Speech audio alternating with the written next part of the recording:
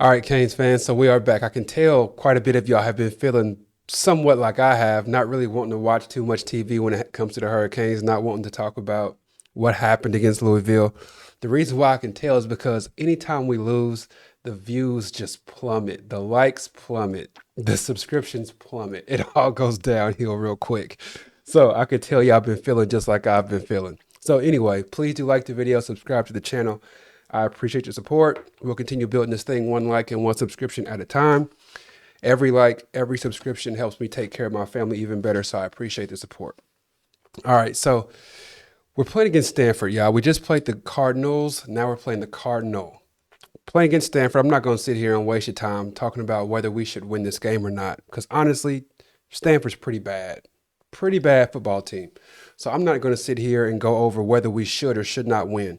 Instead of doing that, I plan on talking about 5 things that I would love to see happen during this game. 5 things. That's all I'm asking for. 5 things.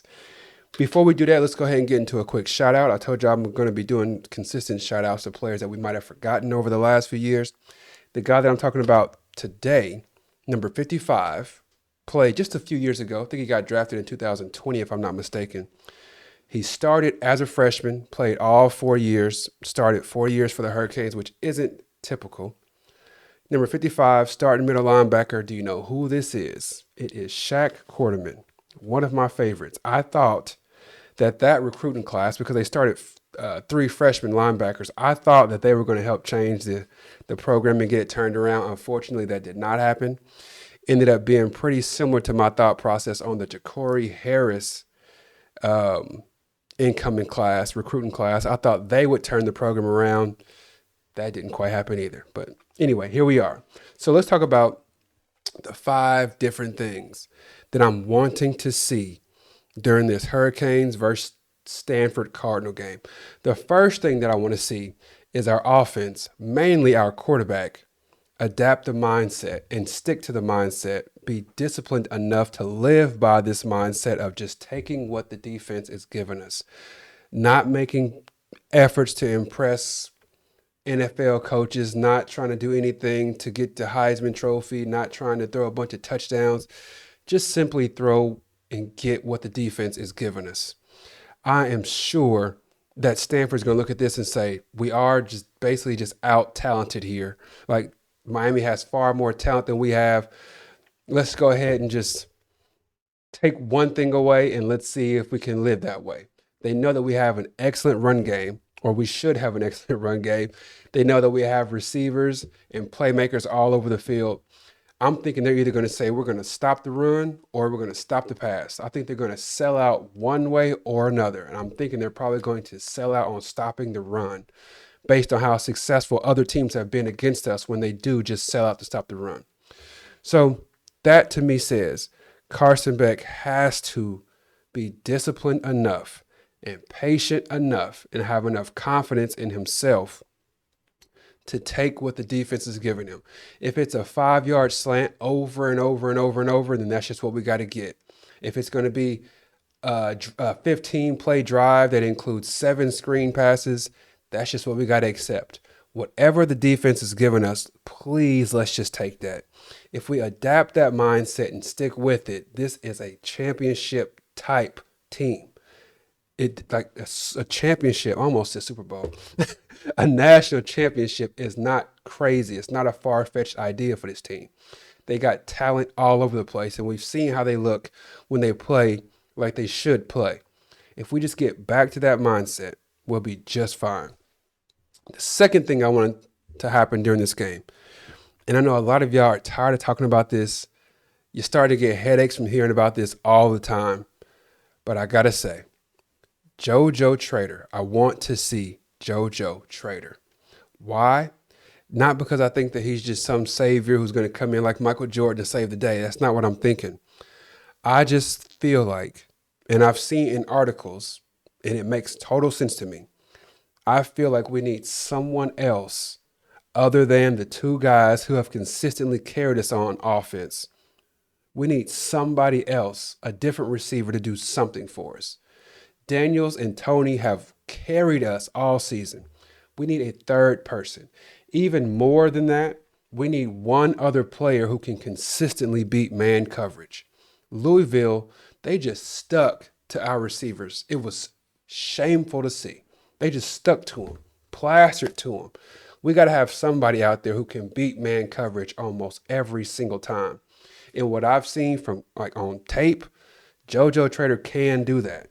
What I've seen written about him, JoJo Trader can do that.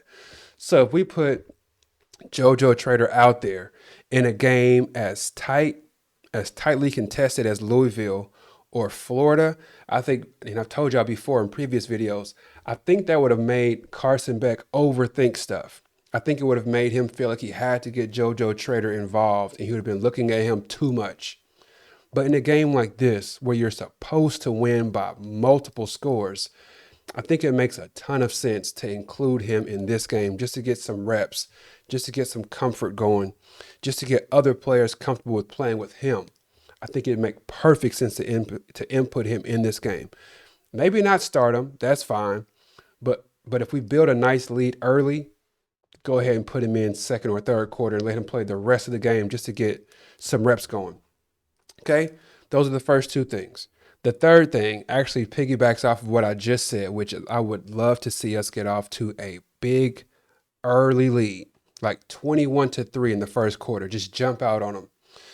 And then the more important part of that is to build upon that lead as the game goes on. As y'all know, like it seems like we consistently, except Louisville, we've consistently jumped on teams. And then in the third and fourth quarter, we just start shutting it down. The run game isn't working anymore. We don't want to pass the ball except on 3rd and 8. And they end up catching up on us. I want to see us get out to a big lead early.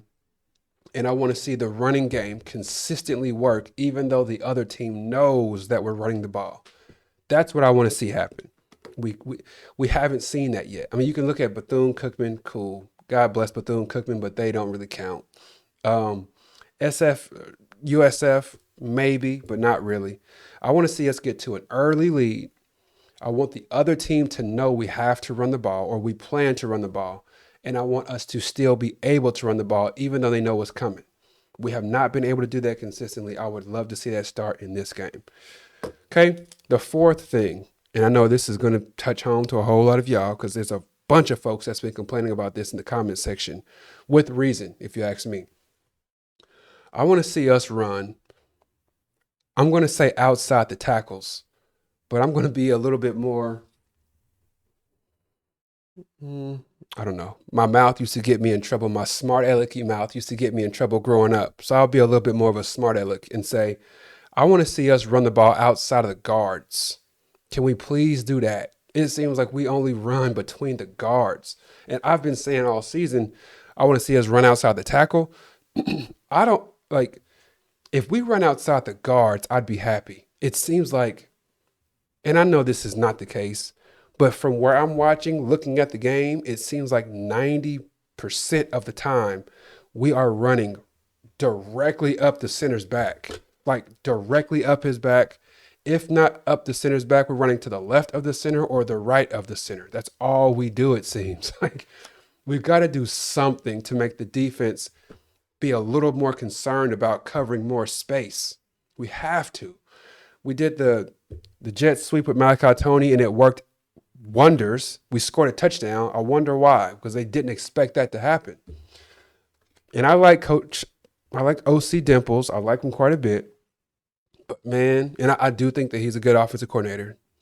But we've got to do something when it comes to this running game where it's not so predictable. It's like we're either going to pass it or we're running it right up the gut. We got to do something different. We got to run it outside the guards. It'd be wonderful if we could run it outside the tackle. If we could, I mean, every run play we do damn near is out of the shotgun. So if the quarterback has the ball here and the running back is next to the quarterback, let's just have the quarterback get the ball and toss it to the running back as he runs that direction. Can we do that one time this year? Maybe. Because I'm telling you, every time we run the ball, if the quarterback has the ball here and the running back is to his left Every time it's a handoff and it's going either straight up the middle or to the right side of the center.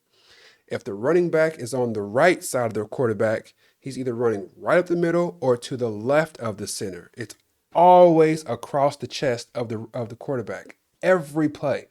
Can we actually have the running back start on the left side of the quarterback and just do a toss play to the left side? Wouldn't that be great? Something different, man. We got to. Okay. The last thing, the fifth and final thing that I would love to see is an overall revamped mindset on defense. And what I mean by that, I think our defense played pretty well. What I mean by that is getting back to the sound tackling that we've seen throughout this year up to this point. And I'm telling y'all, a lot of us are high on this defense still. But if you go back and look at the things that we were saying last year after the first couple of games, we were all celebrating how good the defense looked. Just go back and look at how the defense performed against Florida. They played really well, and we thought we had a great defense and an even better offense. And then all of a sudden, because remember, Ruben Bain didn't play those first couple games. The game that Ruben Bain came back last year is the game where the defense just tailed off and played horrible. So don't think that this defense can't do the same thing. They got to come in this game and refocus everything they got going on. Get back to tackling soundly, please and thank you. And what I mean by that is not just openly whiffing on the first tackle. I've told y'all before, excellent tackling doesn't always mean the first person that gets to the ball brings the ball carrier down. That's not what it actually means. Excellent tackling is about how well you pursue. It's about what direction you turn the running back or the person with the ball to. It's about knowing where your leverage is and sending the running back or whomever the ball carrier is to your help or to the sideline. It's all of that stuff.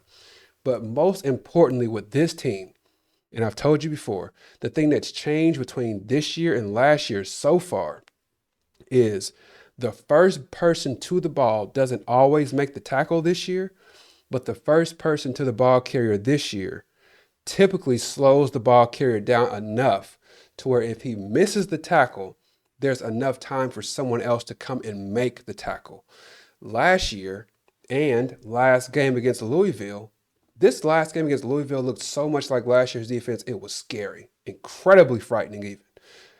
What they did wrong against Louisville and what they did wrong last year, the first person would run full speed, not break down, not slow down, run full speed and completely whiff on the ball carrier. And the ball carrier wouldn't even have to break stride. It wouldn't give the defense any time to rally to get to the ball carrier. And before you know it, a potential 2-yard loss turns into a 20-yard gain. You see what I'm saying? So what we saw from the first few games this year is the person that's getting to the ball carrier, he's slowing them down, he's making enough effort. And then once he does break that tackle, he's stumbling, he's slowed all of his momentum down, and someone has the ability to come and clean that tackle up. We've got to get back to that game plan. Also, when it comes to a revamped defense, we've got to get back to doing a little bit press coverage. I don't know why that did not happen against Louisville. We lost by 3 points. Our quarterback threw 4 interceptions, really 5 interceptions for real. He threw 4, maybe 5 interceptions, and we only lost by 3 points. And I hate to put more on the defense because they had to carry a crazy load with the offense turning the ball over so much. But I believe if we would have done press coverage in that game, we would have ended up winning. I really believe that. Miller Moss looked like he was ready to snap, looked like he was ready to break, looked like he was ready to fold. But those last couple of drives, receivers just were open, wide open. We didn't give the defensive line a chance to actually get to the quarterback because he was just getting the ball and throwing quick slants, getting the ball and throwing quick drag routes. Just a bunch of quick passes is all he was doing. And if we would have pressed on those receivers, he couldn't have done that. So those are the 5 things that I really do hope to see. First, I want to see us take what the defense is giving us. Simple, man. Whatever the defense is giving us, let's just take it. Second thing, JoJo Trader. I want to see him on the field and actually producing. Third thing, let's get a big lead and then grow that lead as the game goes on. We have not really seen that consistently this year. Fourth, run outside the guards, but seriously, let's run outside the tackles, please and thank you. And then the last thing is I want to see us have a revamped, refocused defense where we're actually tackling correctly and we're doing some press coverage. That's what I want to see, y'all. Let me know some things that you want to see in this game against Stanford that we all have to assume that we're going to win, but you got to play the games, man. I remember when I was younger, we used to have a league called Biddy Basketball. Maybe y'all played it, I don't know, but it was like a league where the best players in our area played. And I remember talking to my coach. It was after practice, and our game was the next day. So I told my coach when we were leaving practice, I was like, hey, coach, go ahead and put me down for 15 points. No, I said, put me down for 20 points. Go ahead and put me down for 20 points tomorrow. I got you. He was like, 20? We're going to need more like 30 from you. And he and I laughed and whatnot. And I really did expect to get probably 25 points that game. I ended up scoring like 4 or maybe 5 points. Got killed, shredded. And that game, I was 12 years old. That one game when I was 12 years old taught me the importance of not underestimating people. It taught me whenever you're playing in a football game, a basketball game, whatever the competition is, there's somebody on the other team whose job is to beat you. There's somebody on the other team whose job is to stop you from scoring. There's somebody on the other team whose job is to score on you. So with that being the case, you got to take all competitions seriously. So we just going to hope and pray that the Hurricanes take these guys seriously, because even though Stanford is a bad football team, they've got players over there who are getting scholarships, getting NIL deals, all kinds of stuff. And their main job is to beat you. So we'll see what they do, y'all. Please do like the video, subscribe to the channel. Once again, every like, every subscription helps me take care of my family even better. So I appreciate the support. All right. That's all that I got for you today. I appreciate you watching. Take care. God bless. Peace.